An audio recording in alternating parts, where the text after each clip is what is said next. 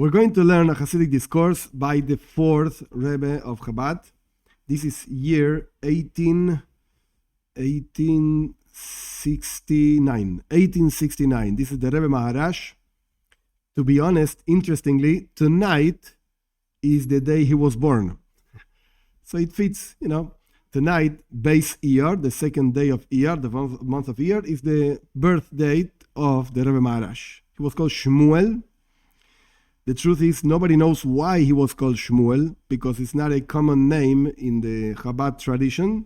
And they asked his father, which actually had many sons, and this is the youngest one. And he became the Chabad Rebbe. Other sons of the Tzemach Tzedek, the third Rebbe, became other Rebbeim of other movements, so to speak, Hasidic movements. The Rebbe Maharash, Shmuel, became the Rebbe, the next Rebbe of Chabad.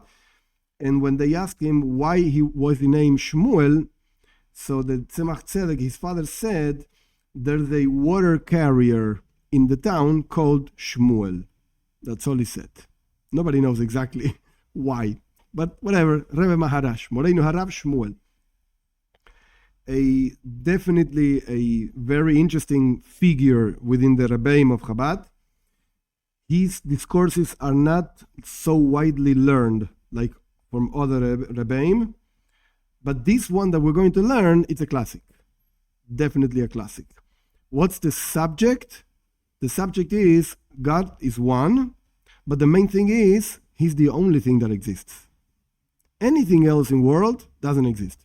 And he talks about non-Jewish things, so to speak, very at the beginning. Then he goes into Hasidic explanation of how the world is nothing in front of God.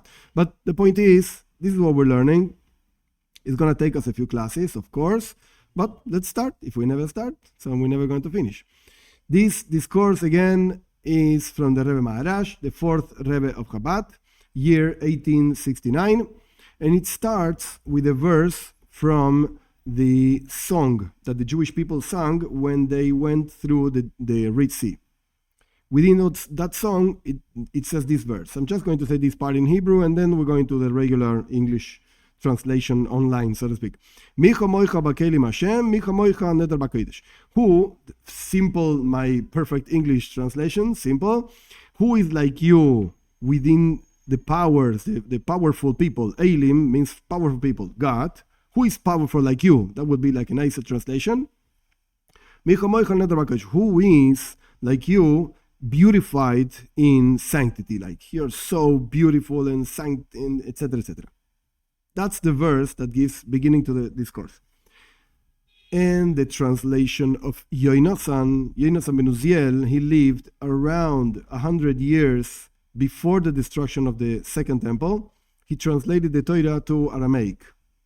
So the Rebbe over here brings, every time I say the Rebbe in this case is the fourth Rebbe, okay? So the Rebbe over here brings the translation to Aramaic of Yonasan ben Uziel.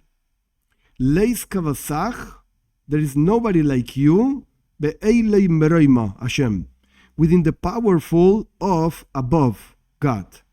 So we see there are like above, whatever that means, spiritually speaking, there are powerful beings, quote unquote, whatever they are, angels, but whatever they are, powerful things over there. Nobody is as powerful as God.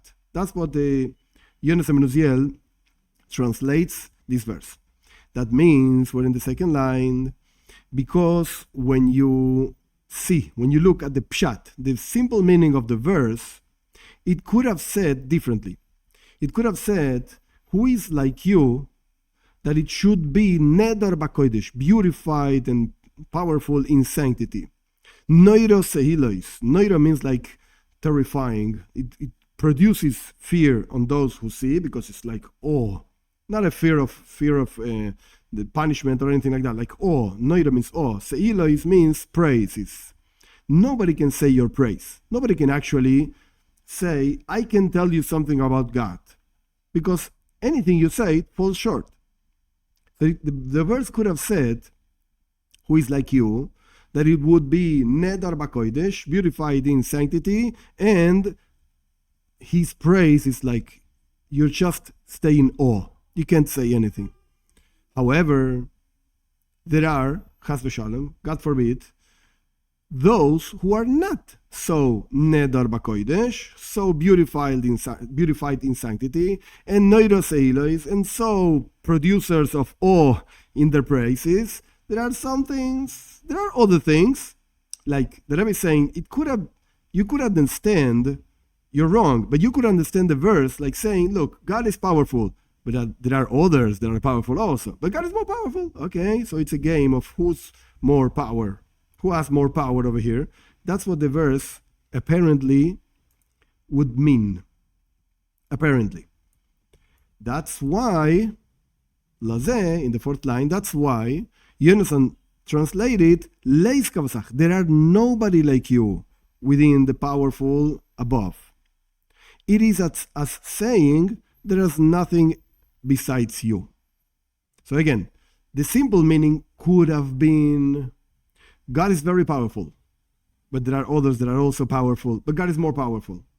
That's what we would have understood without the translation of Yonasan. So Yonasan made sure that he said, Leis kavasach, forget it, nobody is like you. It's not that you're more powerful than anybody else. No. This is not quantity. I have more power, you have less power. Okay, I won. No. This is quality. Nothing is like you, God. Forget it. Oh, are there powerful beings in the world? Yeah, of course. Angels are very powerful. But you know what? Forget it. There's nothing like God. That's what the Rebbe is explaining, what the translation of Yonasan ben Uziel is. That's one translation. There's another famous translation, Onkelos. He was a ger, he was a convert. Onkelos translated Leis bar minach. Leis means there's nobody bar except or outside of you. That's what Onkelos translated. Apparently, it's not easily understood. How can Onkelos say there's nothing besides you? How can we say there's nothing else but God? It is written, Bereshis bar, etc., the first verse of the Torah, that in the beginning God created, whatever the proper translation is, I don't care, there's a world. There are many creatures that were created in the 6 days of creation. So how can you say there's nothing but God? If you're going to translate like Yonasan ben Uziel translated, okay, there's nobody in quality powerful as God. Forget it. But if you translate like Onkelos is translating, there's nothing but God. Open your eyes and you will see a world. Think about yourself. I exist. I'm here. Like the card, whatever the philosophy think, and you're there or something like that. I think that therefore I exist. Wait a second, I exist. So how can you say that the only thing that exists is God? This is the question. This is the first paragraph. This is what the Rebbe poses, so to speak, as a question.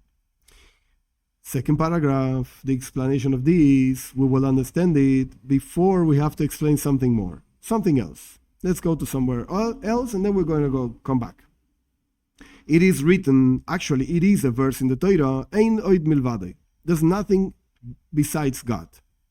It's a verse in the Torah. So what does that mean? Apparently, that's what Onkelos was saying. There's nothing else but God. And this is not a craziness of Onkelos. No, this is a verse in the Torah. So what does that mean? The world exists. You could explain it in the way the Rambam, Maimonides, explains in his Laws of Fundamentals of the Torah, first chapter, law number 4, when he's talking about another verse. The verse says, Hashem Elokim Emes, God, the Lord, is true. That's what the verse says. I think it's in Yechezkel or somewhere like that. And this is what the Rambam actually says. This is what the prophet says, Hashem Elokim Emes, God is the Lord of truth, like he's the true Lord. He is the only true. This is what the Rambam says. He's the only truth around, and nobody has a truth like his truth. This is the words of the Rambam. And this is what the Torah says, Einod milvado, you see? So the Rambam is connecting these two verses. There's nothing else but God.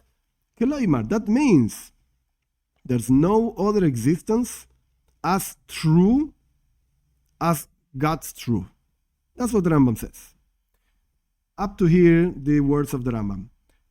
Between parentheses, this is my addition, it's not in the Rambam's text. The truth of God is that this is the definition the Rambam gives. He doesn't depend on anything else. Everything depends on him to exist. He doesn't depend on anything else. So there's no truth in the world like his truth. Because everything else depends on something else, at least God, to exist. So he's the only true being. That's what the Rambam says. And this is the Rambam's explanation of a kind of weird verse in the Torah, Einon milvado. There's nothing except for him. Don't come and think that really there's nothing else but God, because you open your eyes and you see things. Okay, there's a creation. And furthermore, the Torah itself says there's a creation. The first verse, Bereshit bara Elokim. In the beginning, God created. So there's a creation over here. So don't come and say that the only thing that exists is God. Rather say, all that exists depends on God. Oh, no, I got it. This is what the Rambam says. All that exists depends on God. And God doesn't depend on anything else. Point. All right. This is what the Rambam explains. That means that the intention of the Rambam is to exclude the idea of shituf. Shituf in Hebrew means society.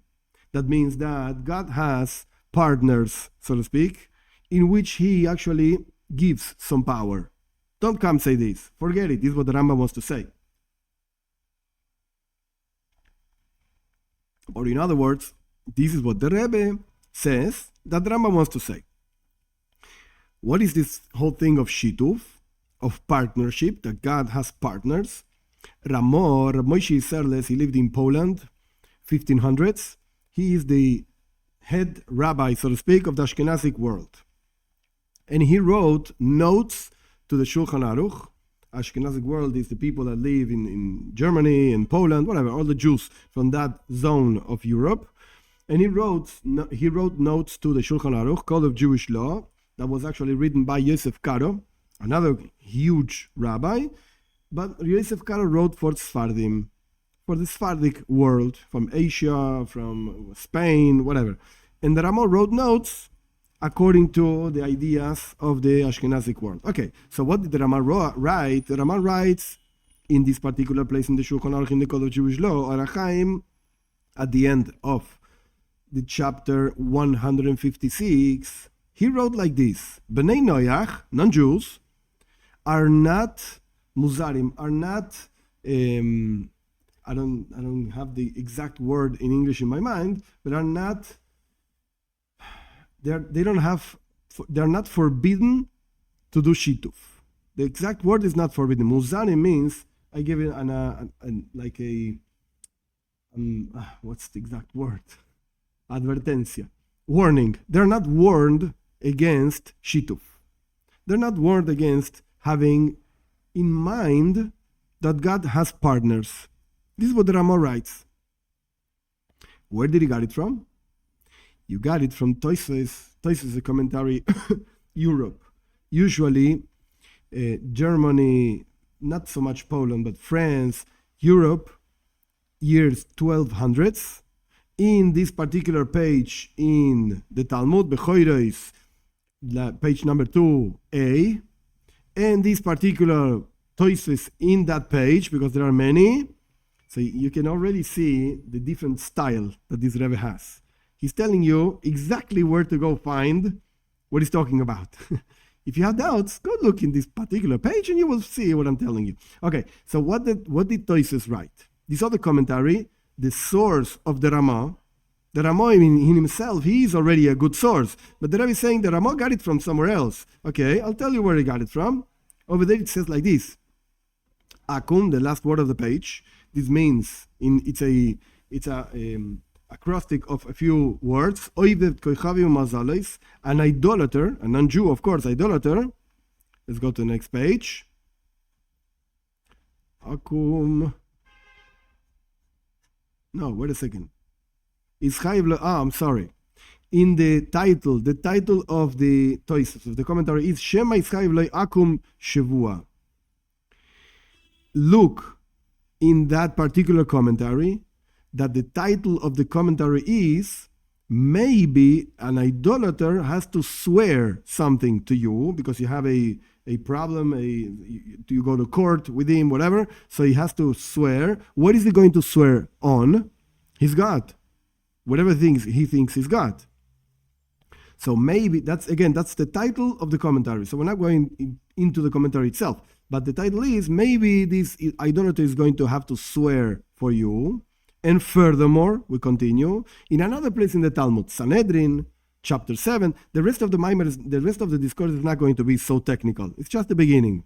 Sanhedrin in page 87. I'm sorry, Perek Zayin, chapter 7. The page is 63. In the second page, whatever, Amud Beis, in that particular other commentary, Osur La'adam, etc. And I'll tell you another source. Ran, Rabbeinu Nisim, he lived in Spain, 1200s also, 1300s, at the end of the Talmud in Avodah Zarah.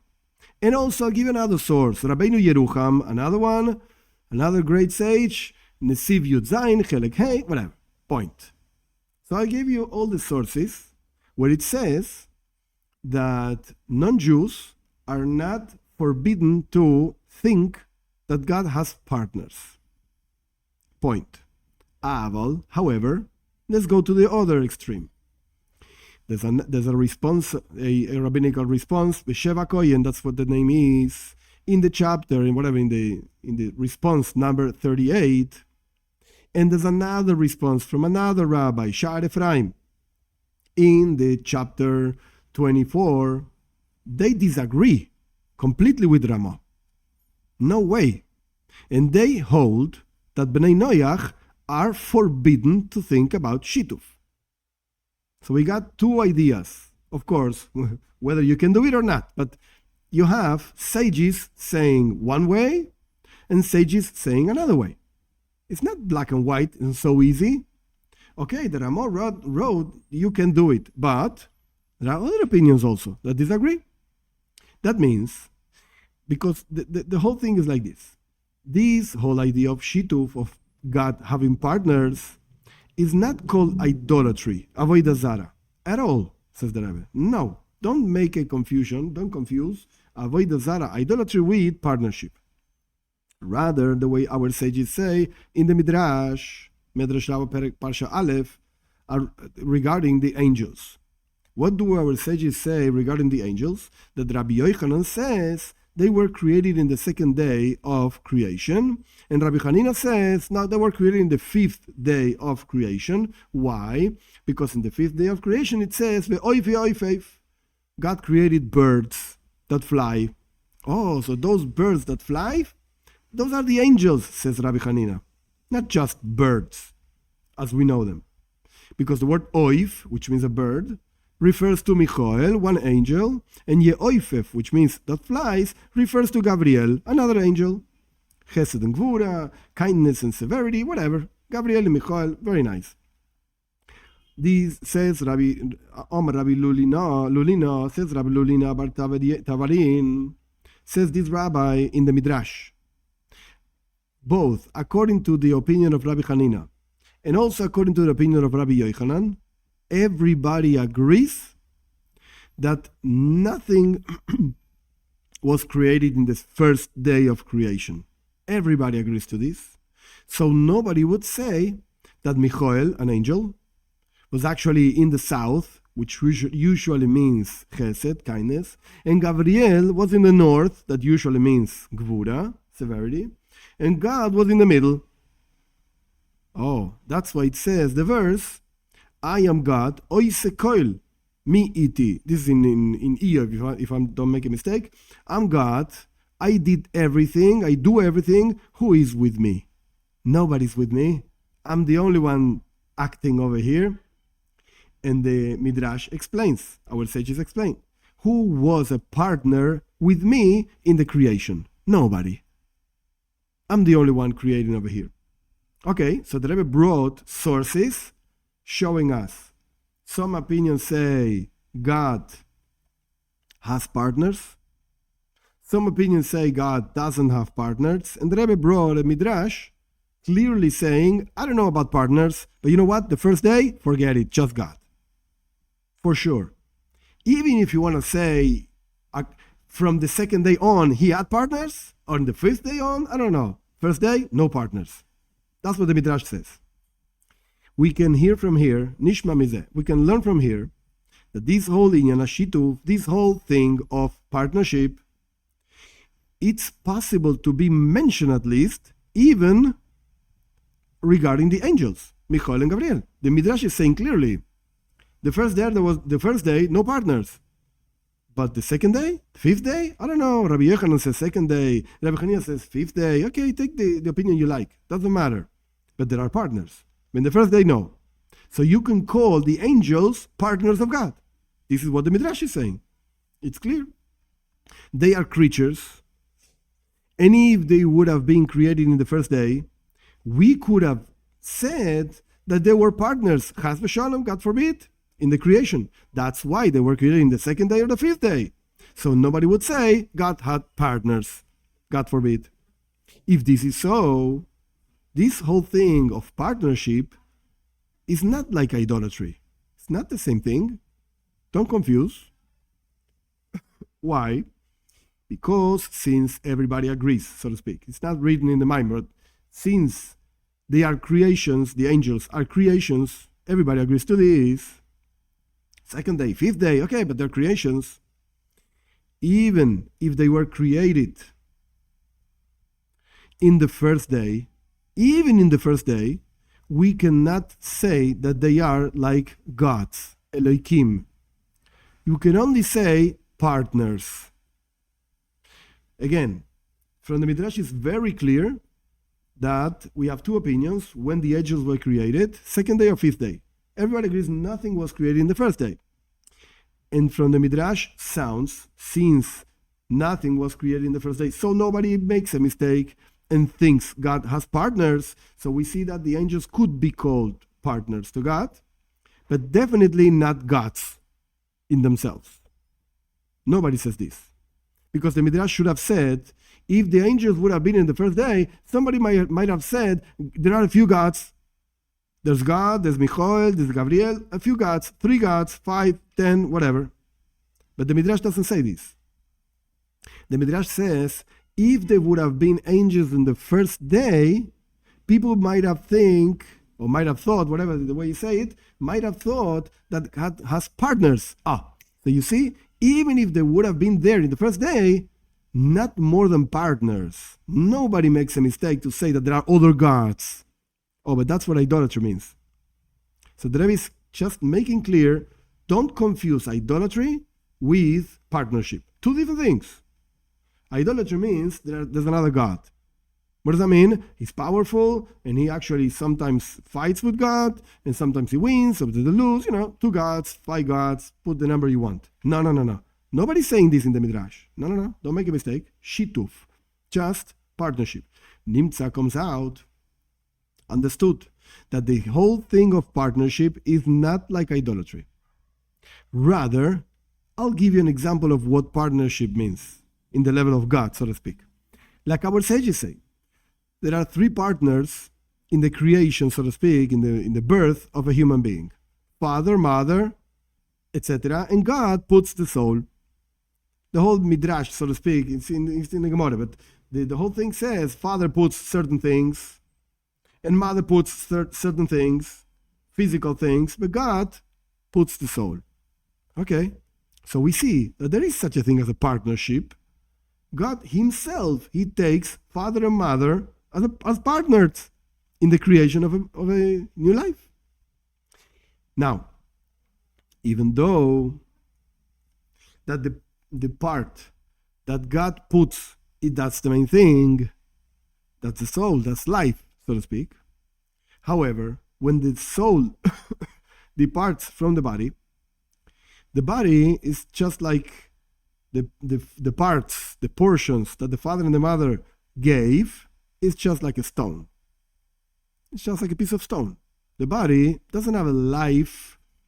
The body has a life by himself, because when the person passes away, the body doesn't disappear.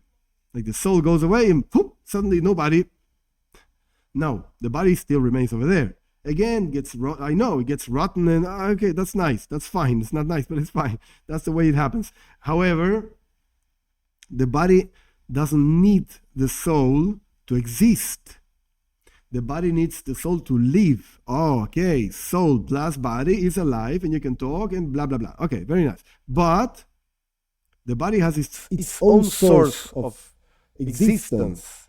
But what the Rebbe is saying over here is, look, main thing over here, clearly, very simple thought, main thing over here is the soul, is the spirituality of a person. Because when the soul departs the body is just like a stone. Nothing comes out of this guy anymore. And has no comparison, the portion of the father and mother to the portion of God.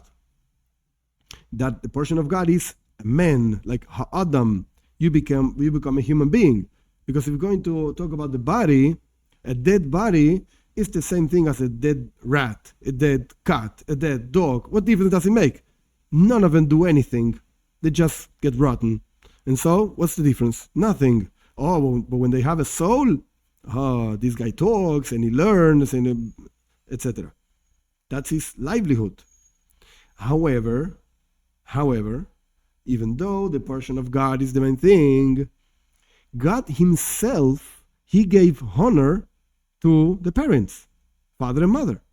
Because we find a verse in the Torah, and it's in the Ten Commandments, God says you should respect and honor your father and your mother. So God himself, even though he has the main part, so to speak, in this life, he himself is saying, go respect your parents because they are my shutafim, they are my partners in all of this. Parenthesis, interestingly, this is not an idea of the Rebbe. This is the Ramban writes. Nachmanides, in his commentary to the Torah, writes exactly this thing. Why? Because if you see, you have 10 commandments, and you have 5 commandments and 5 commandments, 2 columns, so to speak, of commandments. The first 5 are between mitzvahs, commandments between man and God. Second 5 between man and his fellow. Okay, very nice. But respect your father and your mother, give them honor. Where is the 5th? It's in the first column. So why would be? I understand that I have to honor my parents. Of course, they gave me life. Okay, that's fine. I'm not arguing what the commandments are. I'm just saying, if I have to respect God and give honor to God, and I have 5 commandments that in my relationship with God, why is respecting parents in the first 5th, in the first column, in the first 5 commandments? It should be in the second column of commandments, because my parents, after all, are human beings like me. So why is in the first 5 commandments? Because they are shutaf, they are partners to God. And God says, I will give of my own honor to your parents. You should honor them also. And when you honor your parents, you're honoring me, says God. So, okay, it's in the first column. It's related to God also, not just with parents. And they are called, last line of the paragraph, they are called shutafim. They're called partners, father and mother. In the same way, you could say another place where the same expression appears, the idea of shituf, this partnership, when a person makes a partnership, so to speak, the name of God with something else, which actually this is what the Ramah before was talking about. If you have a problem with a non-Jew and you go to the court and the judge says, okay, so swear that you didn't steal, or whatever the swear is, whatever the judgment is, I don't know. And the guy, this non-Jew, swears in the name of God and something else. Is that idolatry? No, you can't say it's idolatry. If he says there's no such a thing as God, I have my own God, like for instance the Indians, the rats are God, the cows are God, okay, that's idolatry, forget it. You forgot about God and you replaced it with something else. But over here, we're not talking about forgetting about God. We're just saying you make God be a partner with something else. The end of the paragraph, this is not called idolatry. And with this, we're going to understand what our sages say in another place in the Midrash. There are 6 things that first man was commanded. One of them was avodah zarah, idolatry.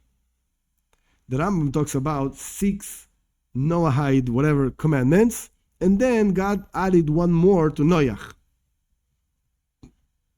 Why do our sages talk about these 6 and one of them is idolatry? Because God doesn't like idolatry, precisely speaking. And what about shituf? What about society? That's a different story. Second line, if you're going to say that shituf, society, God has partnership with angels, for instance, that itself is avodah zarah, that itself is idolatry.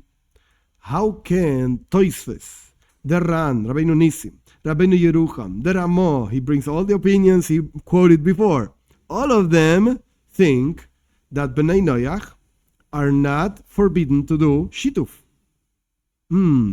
But if shituf is avodah zarah, if partnership means really idolatry, you have a bunch of rabbis saying that non-Jews can do idolatry. No, that doesn't sound so nice. That doesn't make any sense. Because after all, first man was commanded not to do this thing, which is called idolatry. So again, if you're going to call shituf, partnership, idolatry, we have a problem. Because first man was not forbidden to do idolatry. It doesn't make any sense. Doesn't make sense. So again, you have to say that partnership is not idolatry. It's 2 different worlds. That's what the Rebbe concludes. The idea is, as we mentioned before, shituf, partnership, is not idolatry at all. Rather, something else. It's like a king. The king is one, and he's on top, so to speak, of all the people of his country. And however, the king gives from his own honor to his ministers that actually spread around his whole kingship. The ministers also have power because the king gave them power. And of course, the king can change them whenever he wants. But the point is that at a certain point in story, you can take a picture of a country, and this guy, who's a minister of whatever it is, he has power. Why? Because the king gave it.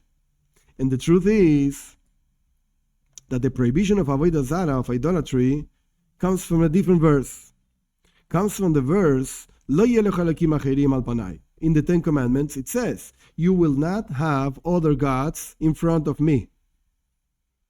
And the whole idea of shituf, of partnership, comes from a different place. It's part of the mitzvah of the commandment of saying that there's only one God. And that comes out of another verse. In Parshas Vaychanan, Shema Yisrael, Hashem Elokeinu, Hashem Echad. Here, Israel, God, our Lord, God is one. So the Rebbe is again, pushing the same idea that partnership is not the same thing as idolatry. Idolatry comes from one verse, and it's forbidden for everybody, Jews and non-Jews. You will not, the 2nd commandment, 2nd of the 10, you will not have other gods. Okay? And the fact that God is one comes from a different verse, Shema Yisrael. As the Rambam writes, and the Smag, Sefer Mitzvahs Gdolos, and the Ra'ah, this is the Sefer Achinuch, all of them write, when they count the commandments of the Torah, that we know that they are 613, the Talmud says this, we don't know exactly which ones are commandments, which ones are not. Most of them are clear, what's a commandment, what's not, but some of them, there are arguments. So the Rebbe over here is bringing the Rambam, the Smag, the Ra'ah, whatever. All these guys think the same thing. That means that there's a commandment to say that God is one. There's a commandment to say that God is one. And from there comes a prohibition of shituf, society and partnership. And the verse is Hashem Echad. God is one. You should not associate God with anything else. But the point is that this is not a black and white prohibition for non-Jews. But there is such a thing as shituf. Okay, so the Rebbe explained to us the whole thing of Shituf, what it means society, and that this is not such a clear and easy prohibition for non-Jews. And the point, which is like the introduction for the next part of the Maimar, of the discourse is, okay, what does it mean that God is one? We still have like in mind what Onkelos says, there's nothing else but God. And Yonas Amenuziel said, there's nobody powerful as you in quality. We still have this in mind. Like, what does it mean there's nothing else but God? I see a world. And then the Rebbe took us, so to speak, guided us into concluding that God is one. It is a mitzvah to think this, to know this, etc. What does that mean? What's that mitzvah? In order to understand this, we have to understand, first of all, what does it mean that we have a mitzvah, a commandment to unify God. Hashem Echad, God is one. Apparently, it makes much more sense to say that God is unique, Yochid. He's unique. Because unique means really oneness in a much powerful way. Because the word Echad, one, really means one in accountable things. 1, 2, 3, 4, 5. Okay, it's just one. There could be two. Yeah, of course. But I just have one. There's only one God. There could have been 10 gods, but there's only one. That means, for example, next page. The tribes of the Jewish people, they are 12. Oh, okay, you got 12. And even, however, one of them, if you take one tribe, is still called one. There are 12 tribes. One tribe is called one. How many tribes? 12. So how many gods? 200. But there's one God. Yeah, but there's 200 of ones. As it's written, Shalchu mikem echad, the Rebbe brings the proof. How do you know that one tribe is still called one, even though there are 12? Because Yosef told his brothers, send one of you to Yaakov and etc. and bring me Binyamin. The whole story doesn't matter right now. But the point is that one tribe is called one, even though there are 12. Or when it says one of your brothers. Yeah, you have many brothers, but one brother is called one. Still one. You have many. Even though there's a second and there's a third and so on. Or for instance, like the six days of creation. There are 6 days. How many days? 6 days. However, the first one is called Rishon Echad. The first day is one. Yeah, it's 1 day of the 6. And it's called the first day. As it's written, it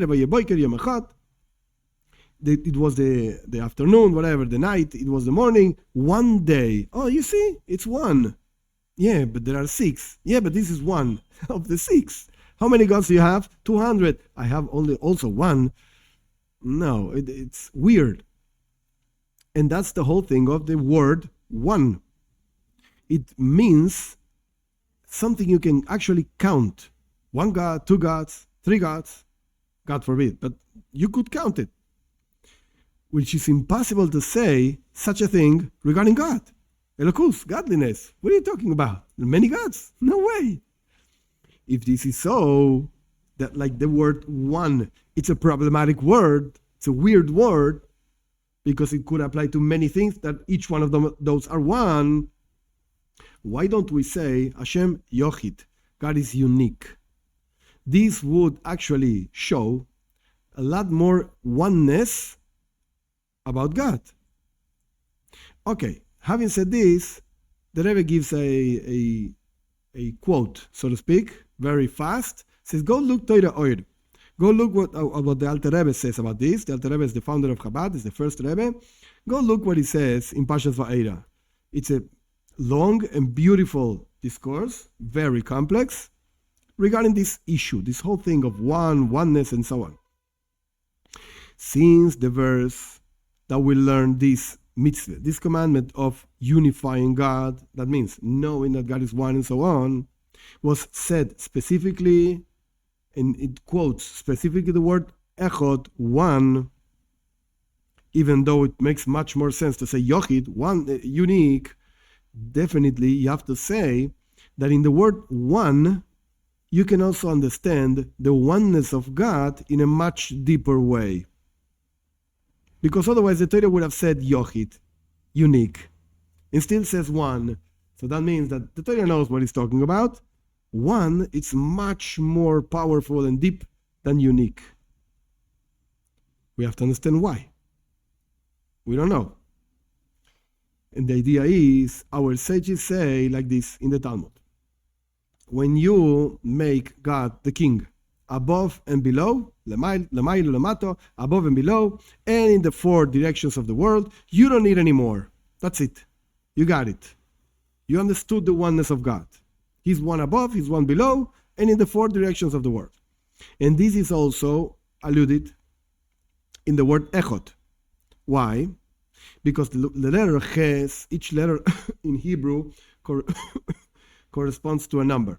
The letter ches corresponds to the number 8. And this alludes to the 7 heavens and the earth. So you get 7 plus 1, 8. And the letter dalet represents number 4. It refers to the 4 directions of the world. And the aleph, of course, as the Rebbe is going to say later, is aluv v'shalayim. If the master of the world is God. That means that even though there is a creation of 7 heavens and the earth, and there are 4 directions to the world, like 4 dimensions or whatever, however, all of them are beteilim. This is the key word of the rest of the mimer, of the discourse. They are nullified completely to the aleph, to the first letter, which is the number 1. Aleph also comes from the word aluf v'sheloilam b'chinas ein sof, the infinity of God, which is the master and the Lord, so to speak, of the world that creates everything else, including the 7 heavens and the earth and the 4 directions and so on. So, what did the Rebbe answer? Of course, he did not explain. If you pay attention, the Rebbe says, Ha'inyan hu, the idea is like this, and it's just with 4 lines. He says what the issue is, and the next paragraph starts with biura inyan. I'll explain this now. So first of all, he gave like the title. The title is Oh, I'm going to explain the whole thing now. So we got the title. What's the title?